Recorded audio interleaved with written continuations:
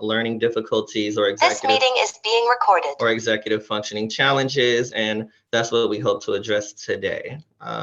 So I do want to affirm that transitioning to college is a huge transition, and it isn't the only transition that the teenager will be going through. Obviously, they'll be changing new cities most likely. They'll be developing new friendships and relationships. They'll be shifting into adulthood actually and becoming more independent. And obviously there's going to be a dramatic increase in academic rigor that they're going to have to contend with. So the hope is that this presentation can address some of that and you guys can walk away with some tools to help such a student. All right, so I want to start off with just some statistics, a few statistics that are relevant. So research does show that students with learning disorders and executive function challenges face more difficulties in the transition process. In fact, 41% of non-disabled students go on to graduate compared to 59% of students who are non-disabled, which is a huge 18% achievement gap that we obviously need to address. Not only that, by the way, but adolescents in general, there's a lot of research that shows that adolescents in general are postponing adult activities. I know you've all heard it in the news or seen it for yourself. Students are taking longer to get jobs, longer to move out, longer to drive a car. Basically anything that has to do with an adult is taking a lot longer with this current generation. And this isn't taking into account lockdown and slippage from the pandemic, where research probably needs to catch up with that and tell us what's going on with this generation. But stack on top of all of that, a student with executive functioning challenges and disabilities. And that's why a tailored program that includes explicit instruction and conversation about tools that will make them successful is essential. And that's what we hope to go over today. All right. Oh, and actually just one thing to unpack. I know a lot of you probably already are familiar, but I just want to unpack what executive functioning is. So just a basic definition would be the decision-making centers in your brain and the things that allow you to function as an adult. So some of those things include working memory, organization, task initiation, cognitive flexibility, basically the things that allow us to make decisions in our life and participate in society in a functional way. And a lot of us, we don't necessarily have perfect executive functioning. A lot of us struggle with one aspect or another. But when you're a student with a learning disability, be it ADHD, ASD, or basically just learning challenges, maybe you weren't diagnosed with anything, this is a real topic that we need to address. ADHD is actually called a disorder of executive functioning. And again, that's why it's really important to have tailored programs to address it. All right, so just to summarize what we're going to go over. So I want to go over year one preparation. So what should you be doing to prepare your child over the summer or even during their senior year? So this isn't just for students who are in the process of transitioning over the summer, but actually this is really important for students entering their senior year, or maybe even for 11th graders or rising seniors to really get an idea of how to prepare for college. We're also going to go over time management strategies. We're going to go over 504 plans and what do you need to do to make sure that your child has accommodations. And then ultimately, we're going to talk about what it takes to foster independence in your child once they're in college. All right, first, let's talk a little bit about year one and how to prepare for that. All right, so open communication is really, really important. That's the first thing that I want to go over. So just talking about goals and aspirations, even if you have to introduce them to a career assessment. So there's a career assessment called Gladio that I really like, that's really visual. And then it gives you examples of people doing different professions.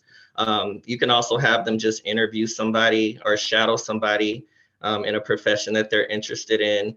Another thing is to probably make sure your school has a pathway program. I know every school doesn't have that, but a lot of charter schools and community schools have pathway programs, which is almost like where a student gets to choose sort of a specialization or focus. I was at a school that had a healthcare pathway. So students learned a lot about healthcare and their interest in healthcare.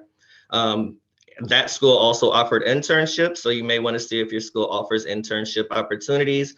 That'll get their juices flowing to discover new possibilities, things they may be interested in. Volunteer opportunities might also open up some doors. And remember, it isn't absolutely essential that they know what they want to do before they go to college.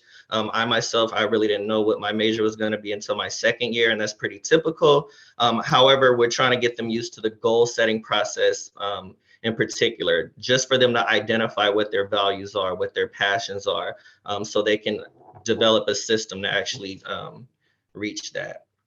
Another thing that's going to be really important in the first year preparation or before the first year is to visit as many colleges as you can. I know a lot of that is common sense, but a lot of parents have resource limitations or time limitations, so they're not able to do that. But I would tell you, you can take advantage of YouTube. I wouldn't sleep on YouTube. There's a lot of tours on there that you can actually utilize. Students who use camera footage to go to different centers of the school. Also, just taking into consideration what kind of school you want. So being strategic when you visit or when you go on a tour. Do you want a small school? Do you feel like they want to get lost in a large school? You want to look at the school's reputation, the school's social life, and even the context of the school, right? When you're dealing with a student with executive functioning challenges, how far away do you want them to be? Does the city have amenities that are conducive to a student with executive functioning challenges? Is there a good transportation system, for example, or are they going to be living close to campus? Those are some things that you really do want to consider as well. Also, explicitly teaching time management strategies, right? So if they're not using planners now, getting them used to using planners or calendars, getting used to setting alerts is something that's going to be really important. Time blocking is going to be really important. So just blocking off times of the day where they should be relaxing or when they do need to be doing things that they're supposed to be doing. Chunking out assignments. I know students with executive functioning challenges can get overwhelmed really easily. So figuring out a method to take large projects and break them down into chunks and then manage your time around that to create a plan and a strategy around that. And another thing is, depending on the learning disorder or whatever they're dealing with, students with executive functioning issues have issues with time. Either they have an issue developing a concrete sense of time. For instance, they're not good at estimating time, or they treat time loosely. For example, I'll get it done soon, I'll get it done later, as opposed to, okay, I'll sit down and work on this from 8 to 9.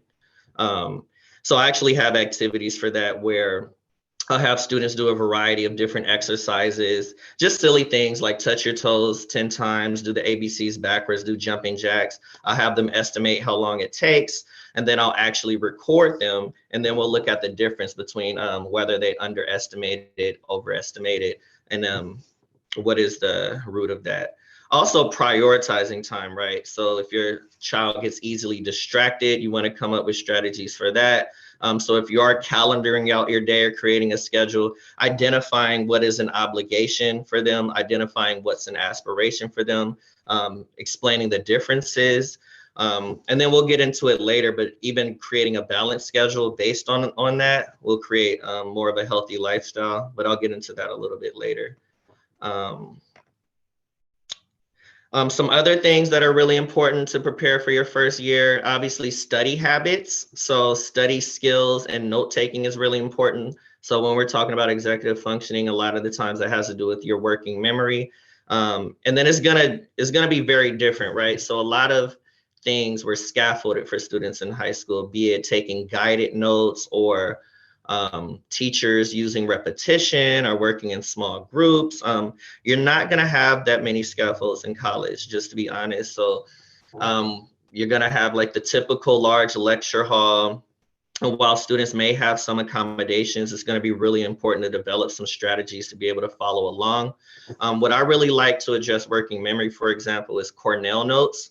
So in general, when you're taking notes, you want to concentrate on the key ideas, right? The main ideas.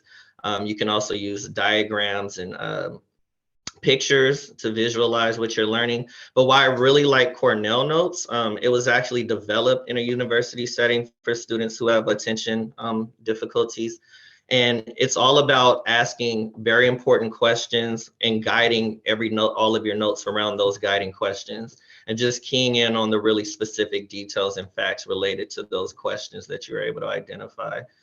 So that's one strategy I think is really useful. Also, lastly, you want to understand, or you want to encourage your child to self-advocate. And then in the next session, I'm going to be talking about 504s, and then we're going to see why that's especially important. But just in general, going to office hours, speaking out when you need to, reaching out to a friend, even reaching out back home when you need to. If they're not used to that, obviously you can role play with them, exercise gradual release responsibility. But you do want to prepare them early to advocate for themselves and develop a sense of awareness of their own strengths and weaknesses. Basically have them develop a bit of some metacognition, so they'll actually be able to know what they're advocating for. And that actually leads to my next section. So another question that came up is, if my child has a 504 plan, how does that follow you into college, or how do I make sure they get the proper accommodations? So just to acknowledge, it is a different process in college than it is in high school. So students definitely need to learn about that process in advance, well in advance, in order to initiate it. So in high school, students, one thing, they're minors, right? So they don't necessarily have to advocate for themselves, and they shouldn't advocate for themselves, right? They have parents. They're usually working with a special education coordinator who has a caseload, and they're part of that caseload. And then through the education coordinator, you're going to have accommodations for that student in high school. In college, however, usually your child is an adult, and they're going to have to advocate for themselves. They're not going to have a special education coordinator. They're going to have to go to the disability services office. So every university should have one. They should have what's called a DSO. And then the student should be aware of what their disability is. They should have documentation of that disability, and then they should go to the DSO as soon as possible to communicate with them on what would be reasonable accommodations. And that's also the difference between high school and college. That is a negotiation. So you guys have to decide together what is reasonable based on past accommodations, based on anything that's changed, and again, based on your strengths and challenges. So also, it isn't enough to just initiate contact. You'll need to do it as early as possible, right? So you're going to be competing with a lot of other students who need those services. And also, just depending on the college, the bureaucracy might be incredibly slow. So just as soon as you can, I would say as soon as you're enrolled, go ahead and give them a call, show documentation, and then start discussing how those accommodations can be provided. And then those accommodations can look different depending on the disability. They can be physical accommodations, something as simple as like ramp access, or there can be just more time needed to take a test, or maybe you will have guided notes. It really just depends. And that's why the student has to self-advocate to make sure they receive those accommodations. It's also important generally to just know your rights, right? So this is a civil rights matter. So it's covered under the section, it's called 504 because it's covered under section 504 of the Rehabilitation Act, and also the American Disabilities Act. And when we talk about reasonable accommodations, that's actually a legal standard. So while you guys are negotiating what's reasonable, they do have to be reasonable, and there has to be documentation that these are accommodations that will benefit the child. So do make sure that the student knows how to advocate for themselves and they know what their needs are. Lastly, I'll say with respect to this, it's really important for your students to understand that the buck definitely stops with them. As things change, which they might change, so be it different medications or a different diagnosis, it really is up to the student as an adult at that point to contact the DSO to let them know of any changes that have occurred, and how to move forward, whether or not accommodations need to change, whether or not they stay the same. It is a continual conversation. So it isn't enough just to do it early. You're going to have to encourage them to continue to self-advocate, make that an actual habit, that they advocate for themselves. Because otherwise, nobody's going to be able to do it for them. You won't be able to call it for them necessarily to advocate on their behalf. They're going to have to do that. Okay, so the next part I want to go over. So parents had questions about how does my student maintain a healthy lifestyle and how do they manage their time. So I kind of condensed this into the same section because I feel like they both go together. A lot of it is about reducing stress. So the first thing I'll cover is routine. So routine is really, really important.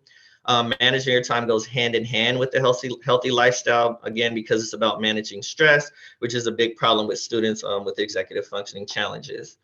So students with these kind of challenges need to be explicit and concrete with how they use their time, and therefore they're going to need to plan it out.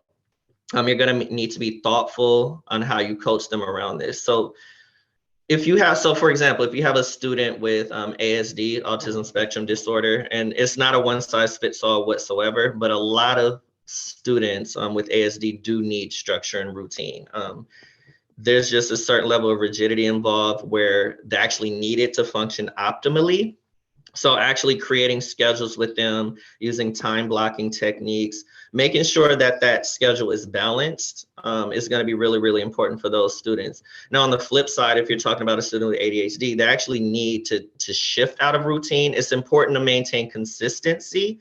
So I guess one compromise I can think of is block off a set of time for a student like that to do something fun, to do something different, to do something challenging. Or even, I don't necessarily see an issue with even switching the schedule around, like things that you did in the day, maybe you do it at night, and then the next week you kind of switch that around again, just for a student who needs that kind of stimulation and that kind of newness. But at the end of the day, routine itself, some kind of level of consistency is going to be really important for any student, obviously, to get through college. The other thing I'll briefly mention is balance is really important. So I mentioned the activity that I do where I have students identify their obligations, aspirations, and negotiations. So one reason that's really important is because they're able to identify what's important. It's a direct route to prioritizing, right? They should understand that an obligation is something that has negative consequences attached to it and what those negative consequences can actually lead to.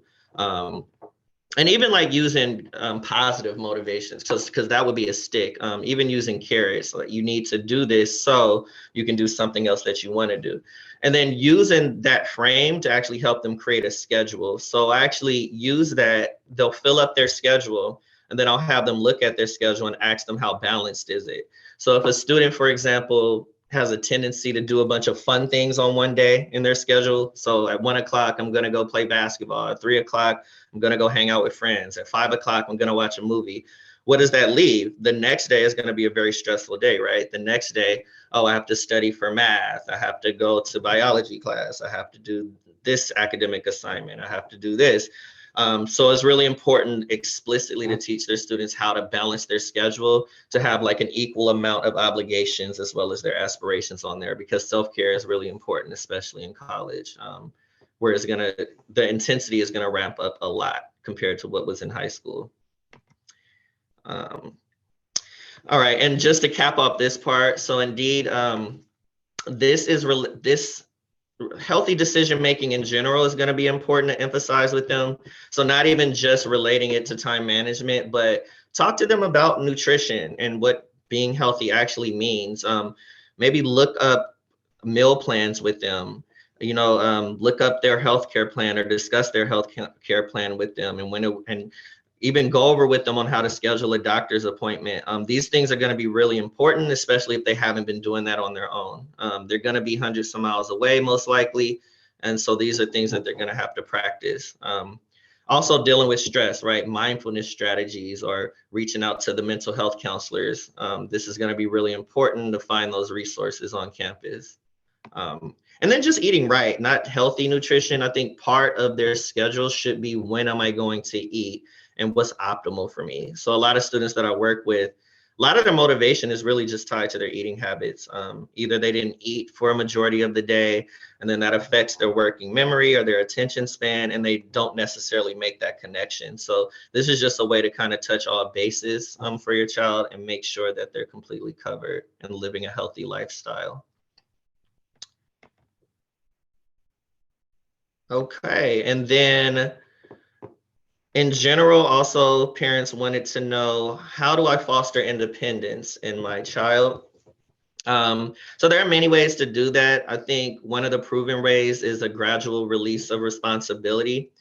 So if you haven't been doing this, it isn't too late. Just making sure that they're doing their chores, maybe increase those responsibilities little by little. If they haven't been taking out the trash every week, probably maybe consider doing that. Let them drive you to work. Maybe that's something to consider if they already have their license or if they're working on their license. Let them run a few errands for you or go with them on running errands. Have them cook a meal or two for the family.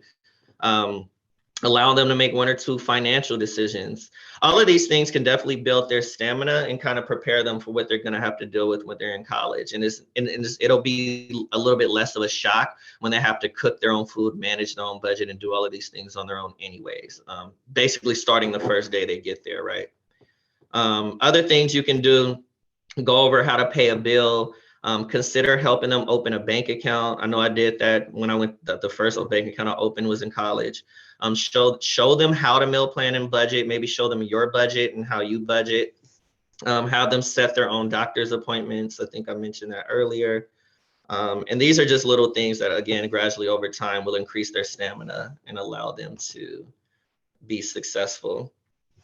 Another thing is just allowing them to set their own goals. So if you haven't heard of the SMART goal frame, it's basically just making sure they have specific goals that they can measure and that it's nothing that's beyond their reach. So when I work with students, for example, in setting realistic goals for themselves, and this isn't, you want to have the highest expectations of students, right? But if you have like me, I'm working with a student who didn't do so well last semester. Maybe they got D's and C's. And if their goal is specifically to get straight A's next semester, it's possible, right? Anything can happen, but we want to be realistic. Like, let's do baby steps. Let's perhaps just work on getting a C average. And then if you get a B average, great. If you get an A average, phenomenal. But let's just be realistic. Another example is if your child has a physical disability, obviously they can't improve their gym routines, right? Or their exercise routines. They'll have to do it in a different way. So just things like that, just be realistic about the goals that they're setting, and if it's age appropriate, if it's cognitively appropriate. That's why it's really important for you to know your child, but also them to know themselves and kind of help them with the process of setting realistic goals for themselves. And then also setting long-term goals and then breaking those goals down into usable chunks. So that's another part of the SMART goal process. Looking at long-term goals basically as a series of short-term goals that'll help you get to that long-term goal. So it's really important for students to shift their mind frame to actually start thinking in that way. And lastly, eventually you'll have to totally let go. So they really need to start making their own decisions. Ultimately, they're going to be making the decision on what college they're going to. If they haven't decided yet, they're going to make a decision on what major they're having. They're probably going to make a decision on their living arrangements. If they haven't already, they're going to make a decision on what food they're eating, what clubs they join, what friends they choose to hang out with. And they're also going to be hundreds of miles away, right? So your best role at that point is to just be an advocate, help them make good decisions by helping them understand the pros and cons of each decision that they make.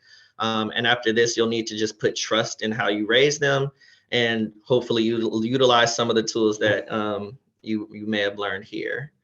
And hopefully they're well on their way to be independent after that. Okay, so I think that pretty much covers it. So let me just summarize everything that we went over.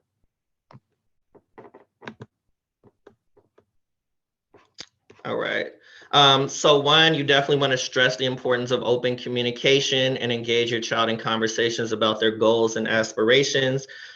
This is really important because goal setting in and of itself is an executive functioning skill. Again, learning how to take a long-term goal and break that down into chunks Be it if your student wants to get straight A's throughout college, what is going to be their method of doing that? Are they going to go to office hours every single week? Are they going to form a study group to get there? Are they going to be better organized with their binders? Or are they going to figure out a strategy to take notes? All of that is going to lead to them getting better grades, right? So you're going to want to have to teach them how to break that down, and then to actually have time commitments. So when am I going to reach this small goal? And then how will it help me get one step closer to this bigger goal? So that's going to be really important. The next thing we went over is understanding, explain the differences between high school and college accommodations and the need for self-advocacy. So this is really important. As I stated, this is a civil rights issue. So you need to understand that your student has a right to receive accommodations if they have a 504, but also that as adults, they're going to need to advocate for themselves. So they're going to need to contact the DSO office early, provide documentation of their disability, and then negotiate with them on what reasonable accommodations would be based on what they've had in the past or based on what's changing. And then given that, they also are going to have to continue that communication. So if medications change, if the diagnosis changes, the student is going to have to be aware of that and then contact the DSO as soon as possible to see how that affects their accommodations. Another thing that we went over is how to teach effective time management strategies for a healthy lifestyle. So I talked about some strategies that I use, helping students develop a sense of time. So they should be able to definitely estimate their ability to complete tasks. A lot of students have a tendency to underestimate, and they take a lot more time than they thought they would. And it's really important to balance your schedule, so not overwhelm yourself by doing a bunch of difficult, cognitively demanding things all in the same day. You should take time to relax, or your child should take time to relax and decompress and do things that they really enjoy doing to get through the college experience. And that will involve time blocking and being deliberate about how you manage your schedule. And then lastly, we talked about being more independent, and that can be accomplished through a gradual increase of independence or gradual release of responsibility. So some things that I talked about is just getting them used to financial independence, for example, learning how to budget, opening a bank account, establishing credit, which I didn't mention, which is something you may or may not want to do. Also, just like knowing your rights. So another thing that I didn't know when I went to college is that if you're on work study, you actually automatically qualify for food stamps. Like I actually didn't know that. And so I got like a $200 extra in food support. So that's something that you can be aware of. And just like learning how to navigate the city, getting around the city that you're in, whether or not they're going to drive or take public transportation. Just all the things that you need to be an adult, they're going to have to learn now. And then you can help with that through a gradual release of responsibility, or actually just bringing them into your life, showing them how you budget, how you cook, how you plan to be an adult. And yeah, I think if you follow these steps, or if your child follows these steps, they'll be well on their way to having a baseline to be successful in college, even if they have executive functioning challenges. All right, and I did cite a few things in the beginning, so I just wanted to show my works cited page, just to give credit where credit is due. And then I will hand things off to Christine. Thanks so much, BJ. So that sort of concludes the presentation portion of the workshop, and we'll have some time left for an open Q&A. So if you guys have questions right now, you can use the chat box in your Zoom browser to submit questions. And we also have questions that BJ didn't get to that families pre-submitted. So I'll go ahead and start with those questions because there's some great questions there. So the first question is, what are some tips to stay organized with assignments and avoid procrastination? Oh, good question. So one of my favorite activities, so just to back up a little bit, I personally use a curriculum. It's called SMARTS EF, and it's an entire executive function curriculum for secondary school students. And one of my favorite assignments is literally called Breaking Down Directions. Very creative name, right? But it teaches students how to chunk very, very large assignments that aren't necessarily chunked for them. So there's like a 10-step document that I would give the student. I would look at whatever the directions they are that they have, and then we'll actually use that to break down the directions into coherent chunks, and then actually put that into a time management plan. So I don't know if that's actually going to be another question if I'm jumping ahead, but it's connected to a time management strategy. So say you take a really big assignment, you're able to look at it and chunk it into several pieces. So say you have to write an essay. What is the first thing you should be doing? You probably should be looking for your sources. And that's a whole assignment in and of itself, right? So you want to plan that out, put it in a time management plan. From 6 to 6:30, I'm going to find 7 sources for my topic. And then you're done with that assignment. And then you literally just create another assignment based on step 2. Oh, what do I have to do next? Let me brainstorm some facts and details. And then this also depends on if the student is a top-down versus bottom-up thinker. So if they're really good at brainstorming and using those details to get facts, that'll be a really good strategy as well. But basically, in a nutshell, to answer that question, I would say understanding the directions. If you don't, figuring out a way to unpack the directions and break them down into coherent pieces, and then attaching that to some kind of time management plan where you're actually assigning those different pieces and creating different assignments from those individual pieces, if that makes sense. And I found that to be very effective. And BJ, one of our parents just asked if you can reiterate what the name of that program was, and then maybe you can talk about how, we use that program here at SFL.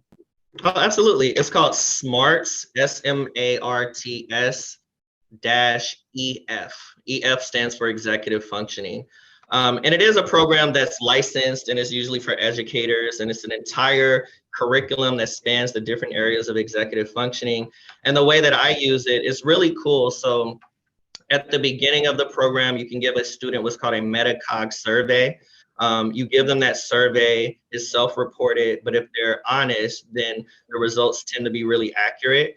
And then it will tell them what their top executive functioning challenge is and what their biggest strength is. So for example, strength can be, oh, my biggest strength can be organization and prioritization. Good, you're already good at that. However, my biggest challenge is working memory. It's really hard for me to retain information and use it to solve problems. So how can we address that?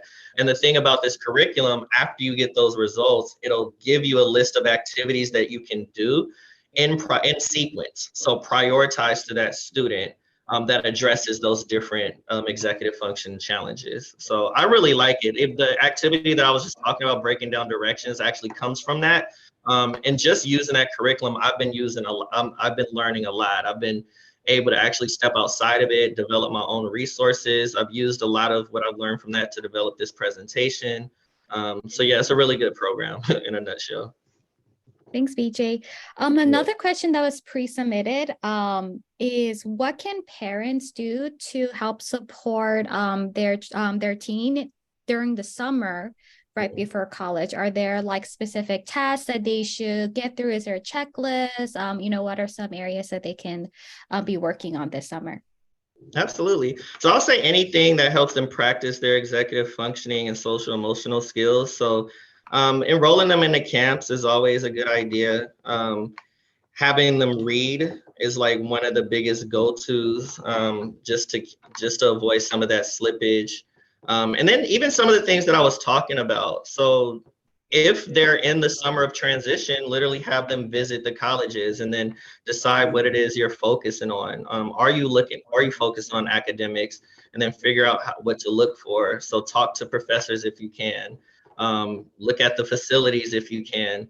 Explore the city if you can. That'll be really helpful. And then just some executive functioning strategies, like everything from the SMARTS curriculum. I'll just go back to that. So I'm actually Christine will speak to it, but I'm doing a program, and a lot of the stuff that I'm gonna be doing is coming from SMARTS, and a lot of the students that I'm working with now one-on-one, a lot of the curriculum is coming from SMARTS. So it really just depends individually on what the student is dealing with. So if it's working memory, I do a lot of activities like with mind maps, for example, and it doesn't have to be new assignments. So I had a student just tell me what is something they know a lot about. And then the student was like, oh, movie production. Okay, we're gonna do a mind map about movie production. They didn't know what a mind map was. So I told them it was basically an organization strategy that helps them organize visually things they're talking about. So we did a mind map, and then I timed them to memorize what they put in the mind map and present it to me. Just little things like that. I've done little scavenger hunts where they have to use working memory to like solve these little riddles and do a scavenger hunt. What else? I have done, there's just so many things you can do. But in general, I know Christine's gonna shout out like one particular thing that we're doing. But just outside of that, I would say just any summer camp, any activities that just stretches their brain, I think will help a lot. Great. And then another question is, what are some ways to provide emotional support for the first year college students? And this question was submitted by a parent who was concerned about their teen having gone through 2 years of high school during COVID, and really missing out on that social emotional learning that takes place in person, interacting with peers. And so do you have any advice or recommendations around this area? Yeah, I'll address this the best that I can. I'm not necessarily an expert in mental health, but in terms of executive functioning, self-monitoring itself is a skill. So emphasizing that, and then that can be taught in different ways, like just teaching mindfulness strategies, paying attention to your body, paying attention to how your body reacts to stressful situations, knowing your triggers, I think is really helpful. And then again, like visiting the college, I think is really important to know what resources the colleges provide. Like, what are the mental health services? Is it part of the 504 plan to receive those mental health services? I think those would be really important questions to answer. And then just knowing your own student and making recommendations based on that. So another thing is living accommodations. Should they be living alone? Should they live with others? So I would say, just in a nutshell, figuring out how they can avoid their triggers, being able to self-monitor, knowing what their triggers are and knowing when they get stressed, practicing healthy lifestyle strategies like mindfulness and just eating properly, and then seeking out those resources from professionals like the counseling department, or even using your healthcare coverage to get mental health support services for sure. Mm-hmm. Great. And then this was a question submitted live, and I think this one we probably can give a general answer to, but a family asked, do public universities offer good 504 support? And this is hard to answer because it really depends on the school. And a 504 is different than an IEP in that there are different laws in place under the 504 versus the IEP. And usually a 504 it's like a formal accommodation that the school will provide. And so it really depends on the school. And if you have specific questions about, universities that we might recommend that we've seen, they do a good job around this. You can send me an email and we can follow up with you on that. And and maybe BJ can speak a little bit to this question, and about maybe the question also kind of leads to having students developing the self-advocacy piece, because that's going to be a big part of developing a really strong 504 plan in a university. Yeah, absolutely. Yeah, I think that is a good question, and Christine's absolutely correct. It depends. I think that's why I wanted to emphasize just know your rights and self-advocate, because the law says that any school has to provide reasonable accommodations. So what does that mean? That really is based on their experience and what has worked for them and what you can prove. So yeah, that's a difficult question. And off the top of my head, I'll be honest, I don't feel like I know enough to compare reputations so to speak, but that's something I can definitely, me and Christine can definitely look into if you would like recommendations on who has the best reputation. But either way, it really, really comes down to self-advocacy. This is a civil rights issue. They have to provide reasonable accommodations, no matter what the public school is, or the school in general is federal. So any school. Thanks, BJ. So we're gonna I have a couple of notes before we conclude our time together. And I know there are a couple of their questions submitted. They're a little bit more specific. So what we'll do is we'll actually follow up with you through email to answer those questions. But for now, I do have a couple important notes that I think most of you will find, very relevant. So this summer, we are going to be offering a college readiness small group course called Beyond the Books. And in this course, it's really designed to provide high schoolers with the necessary skills and knowledge to navigate the challenges of college life. So a lot of the things that BJ talked about during the presentation, a lot of that will be covered as part of this course. And it is a small group course. So it's a great way for students to, engage with peers that might be going through similar transitions. It also makes the services more affordable in a small group setting.